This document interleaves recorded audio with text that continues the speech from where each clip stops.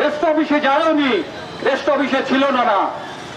আপনারা কি ভাবছেন কি যা খুশি তাই করবেন? আপনারা কি মনে করছেন যে আমরা বিএনপি করি, আমরা সাতক্ষীরা রেস্ট অফিস নিয়ন্ত্রণ করি, আমরা যা খুশি তাই করব? সাতক্ষীরার মানুষ সেটা মেনে নেবে না। সাতক্ষীরার বিএনপির নেতারা যদি এই ঘটনার কোনো ব্যবস্থা না নেন, তাহলে আমরা যেখানে বলা দরকার, যেখানে যারা বলা দরকার, আমরা সেখানে সেটা বলতে বাধ্য হব। এই কাউন্টার মামলার পেছনে কারা, ওই হামলার পেছনে কারা, তারা সবাই বিএনপি অথবা বিএনপির সদস্য। সেই জন্যই আমাদের সাংবাদিকের উপর হামলা চালানো হয়েছে। আমরা পরিষ্কার ভাবে বলতে চাই, এখানে বিএনপি যদি পরিশোধিত না হয়, এখানকার বিএনপি যদি প্রধানমন্ত্রী তারেক জিয়ার নির্দেশ মতো না চলে, তাহলে আমরা যেখানে যেখানে জানানো দরকার, আমরা যেখানে যেখানে লেখা দরকার, আমরা সেটা করতে বাধ্য হব। আপনারা হয়েছে এটা দেবালকের মতো স্পষ্ট। এনটিভির জেলা সংবাদদাতা জুলফিকার আলী জিন্নার উপরে অবিচার করা হয়েছে, নৃশংসভাবে হামলা করা হয়েছে, তার খরচ এখনো বয়ে বেড়াচ্ছে, এটি স্পষ্ট। তারা অন্যদের উপরে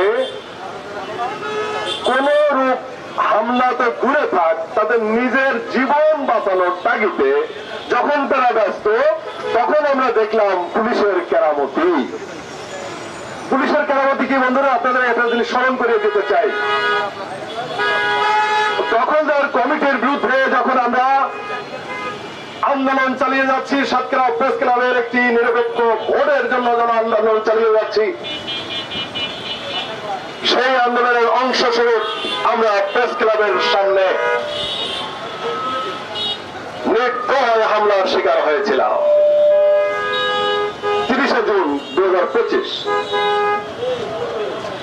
আমরা দেখলাম যে আমাদের মামলাটা রেকর্ড করা হবে, তবে জুলুমবাজির পুলিশের একটা বিষয় আছে না, ওইটা হচ্ছে আমাদের বিরুদ্ধে মামলা রেকর্ড, আমরা যে মামলাটা করেছি বাদী হয়ে, সেটি রেকর্ড হবে যদি কিনা আমাদেরকে সংস্থা করতে আবার একটি কাউন্টার মামলা হয়, তাহলে দুটো মামলা একসঙ্গে রেকর্ড হবে। আমি পুলিশের ঊর্ধ্বতন কর্মকর্তাদের কাছে জিজ্ঞাসা করেছিলাম, বিচারের নামে কোন ধরনের প্রহসন, আইনের শাসনের নামে কোন ধরনের প্রহসন? পুলিশ উত্তর দিয়েছিল, সিআরপিসির একটা ধারা আছে, সেটি হলো এরকম সংঘবদ্ধ ব্যাপারে আসলে কাউন্টার একটা মামলা নিতে হয়। যদি আপনারা নিরপরাধ হন এবং আপনারা নিরপরাধ, তাহলে কি হবে? তাহলে দেখা গেছে যে আপনারা এই মামলা থেকে রিলিজ পাবেন, আপনাদের বিরুদ্ধে ফাইনাল, আপনাদের পক্ষে ফাইনাল দেওয়া হবে। বন্ধুরা চিন্তা করুন, এই যে আমরা সমস্ত কাজ কাম বাদ রেখে প্রতি মাসে মাসে আদালতে হাঁটছি, প্রত্যেকটা সময় আমরা এই মামলার টেনশনটা কেন রাখবো? পুলিশ বলছে যে আপনারা যদি অপরাধী না হন, তার পুলিশের এই যে চালাকি, এই চালাকি এবং মামলার বাণিজ্য করার যে তাদের তৎপরতা, এটা বাংলাদেশে, নতুন বাংলাদেশে চলবে না।